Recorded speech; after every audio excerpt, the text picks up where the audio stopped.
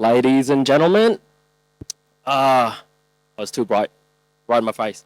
Okay, hello, good afternoon. My name is Bino, and as you can see, this is me. This picture was taken around 2 years ago, or a year and a half. Now I have more tattoos now, right? And unfortunately, due to some technical errors, I'm not going to have a slideshow today, so you're just going to have to listen to me speak, okay?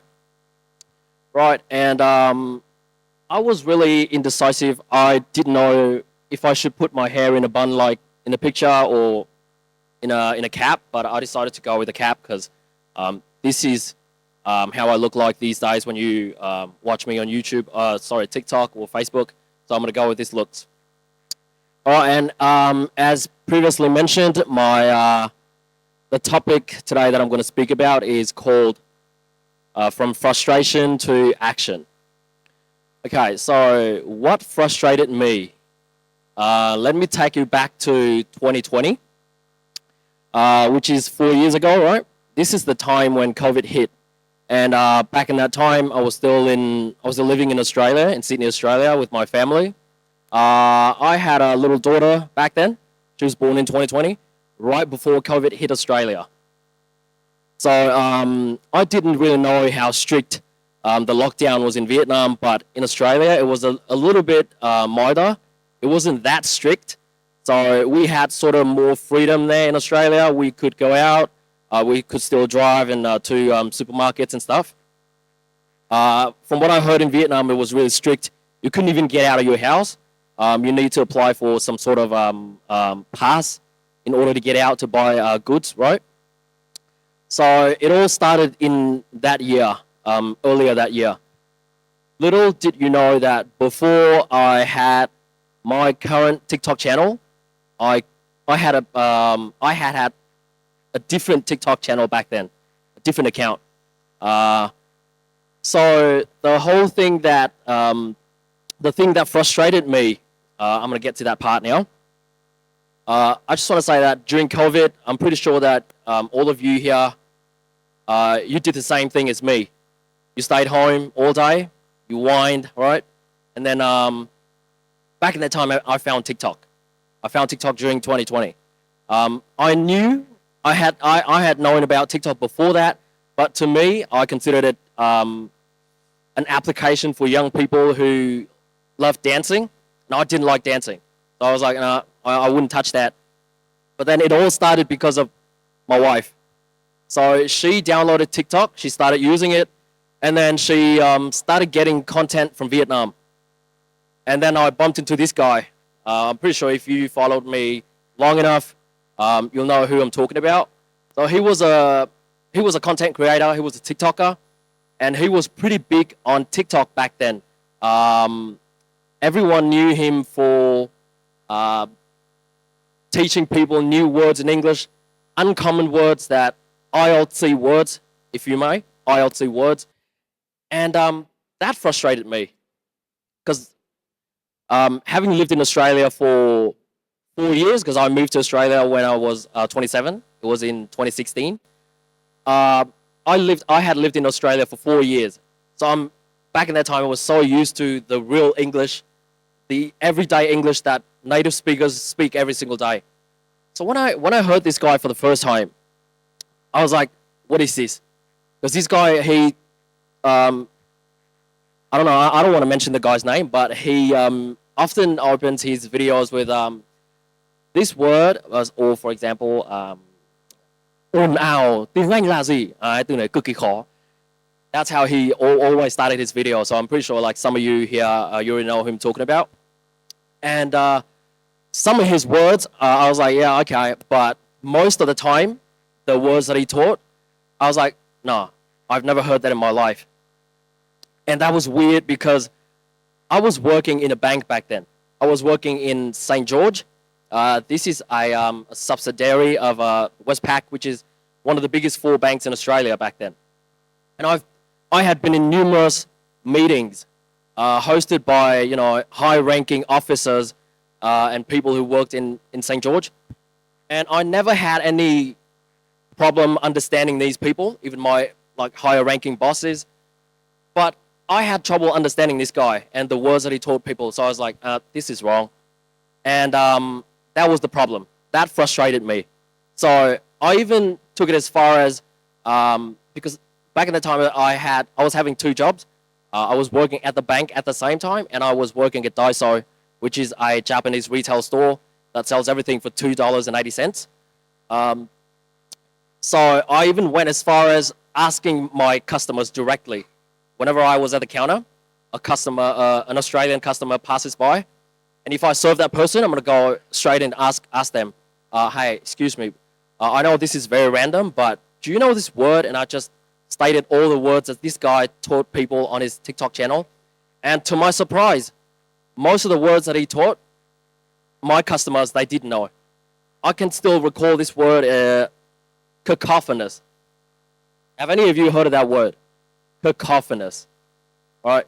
Apparently it means that very noisy, like the type of sound that you can hear in a busy city, in a big busy city. So I still remember asking this old Australian lady. You would assume that because she was in her mid-50s, she would know a lot of English words, right? Being a native speaker. So I asked this lady, like, have you ever heard of this word, cacophonous? I know it's very random, and she was like, no, what does that mean? And I was shocked. I was shocked because I was asking a senior citizen from an English-speaking country, and she did not know the word that the guy was mentioning. So I was like, okay, this is wrong. And that day, I decided to download TikTok on my phone, and then I started making my first TikToks. But my first TikToks, they weren't like the TikToks that I make nowadays. I was just ranting.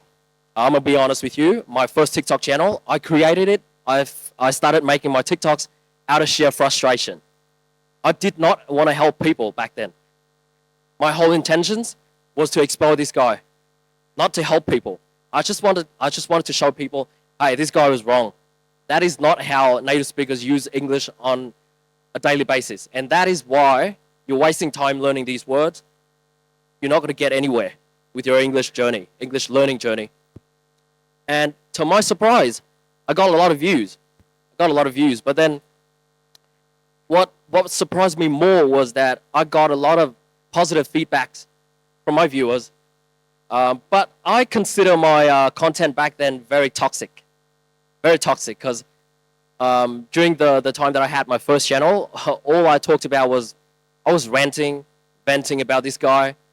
Basically just like talk smack about the guy. Like, you shouldn't learn from this guy. These words are, not worth learning. And it was very toxic. I'm going to be honest, the content on my first channel, very toxic. But then I still got positive feedbacks, positive comments. And I was like, okay, maybe I should switch. I shouldn't keep doing this. It's not about this guy anymore. It's about helping people. That was when I found the word that I want to emphasize here is impactful. I found that, okay, my channel, my content was impactful. I had some positive impact to a lot of my viewers in Vietnam. So I'm like, let's change, let's make a change. That's when I took a leap. I deleted that channel. I created my current channel, and I focused more on helping people learn real English that people in native-speaking countries use. And I sort of succeeded, I'd say.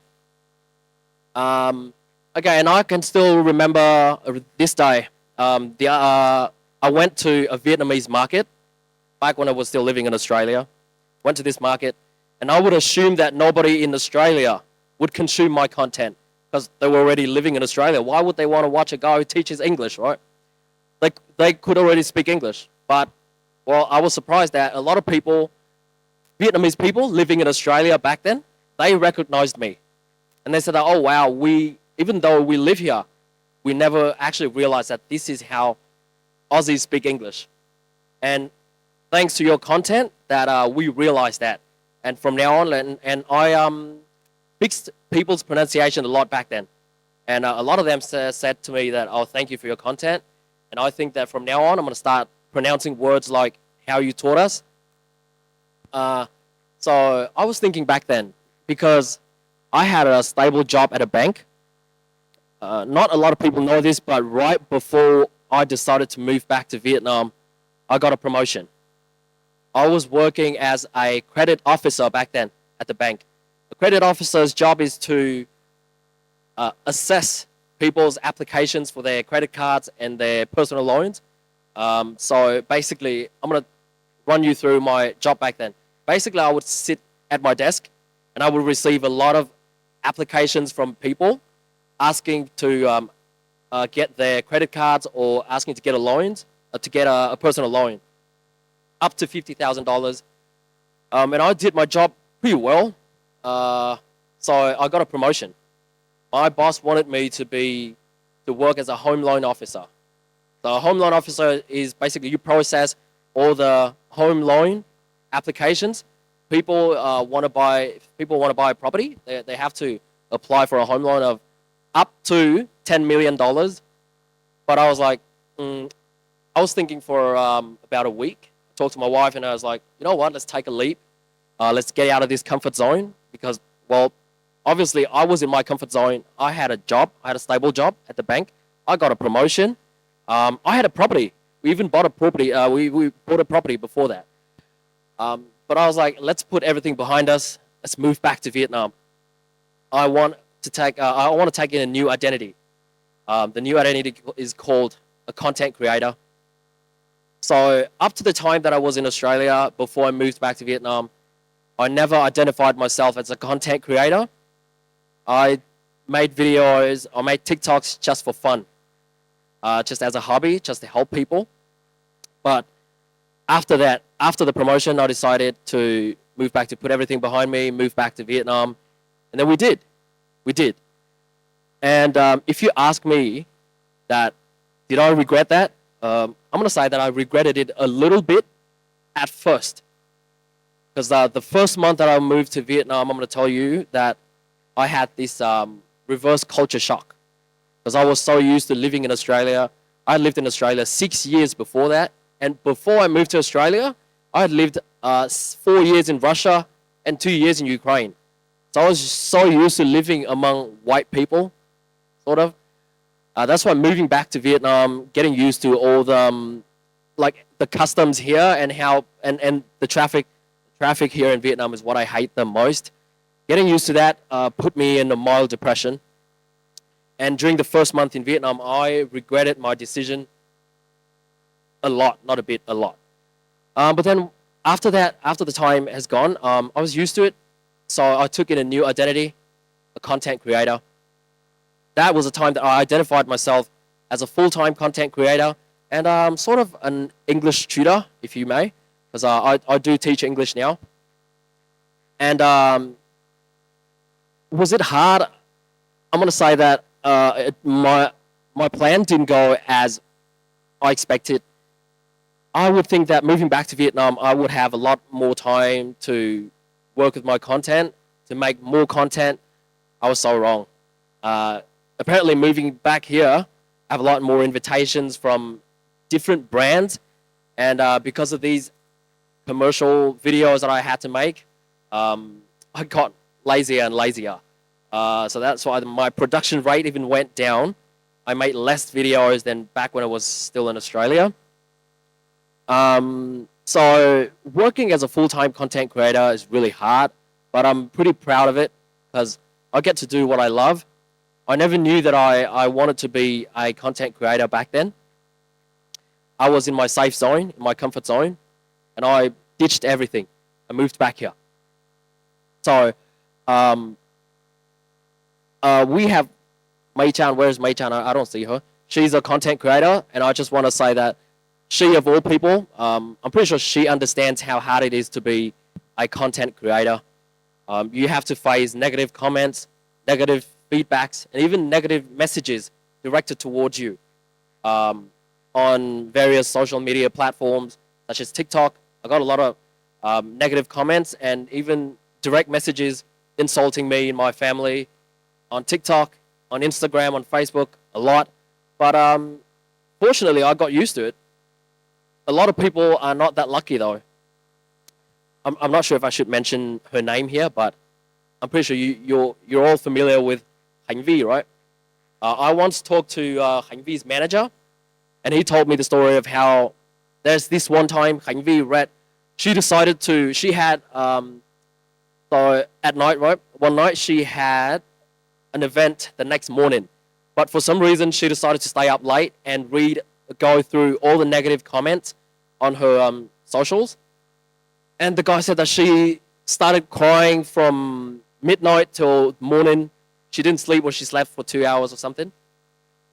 And then her manager had to tell her to stop reading comments altogether on social media platforms.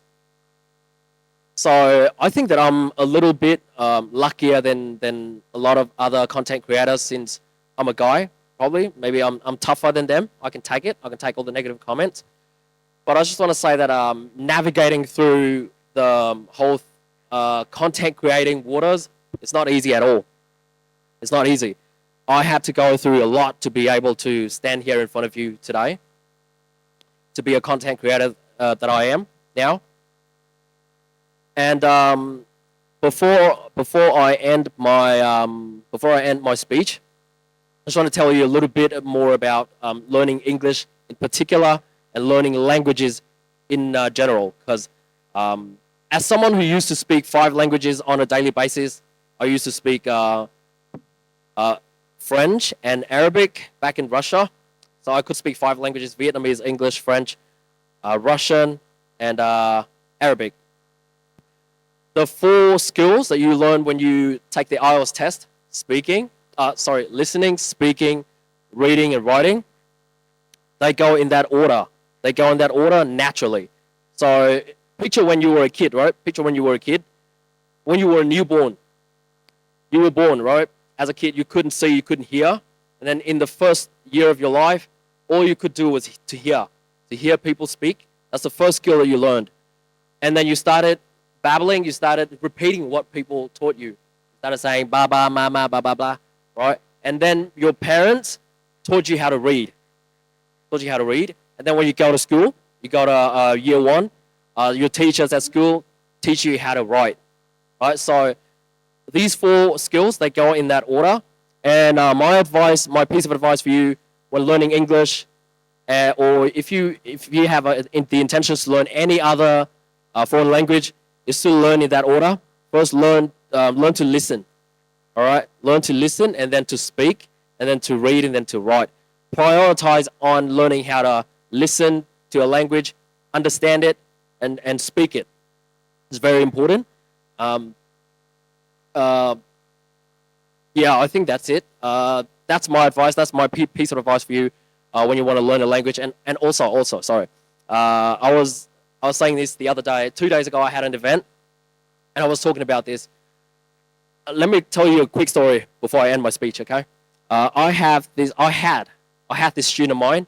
She couldn't speak English.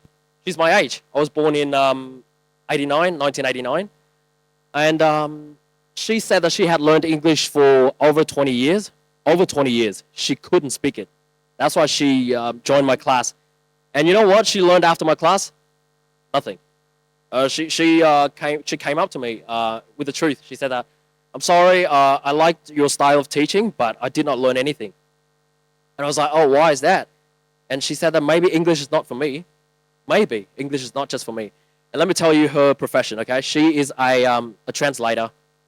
A translator. She speaks Japanese fluently, and she speaks Chinese fluently, Mandarin Chinese. And she was learning Korean back then. So all these East Asian languages had been working really well for her, but apparently English was not. So I just want to say to you, if any of you here is struggling learning English, maybe it's not for you. Try a different language. Try Thai. Try probably Chinese, Korean, Japanese. Maybe they're going to work for you. All the languages that I've learned in my life, they're all from the West, right? English, French, Russian, Arabic, they're all from the West. I tried learning Chinese and Korean myself. Didn't work for me. So probably is my brain refuses to learn these East Asian languages, but they work really well with Western languages. So that's my piece of advice for you. Maybe if you're struggling learning English, ditch it for now. Try another language. Maybe it's going to work for you.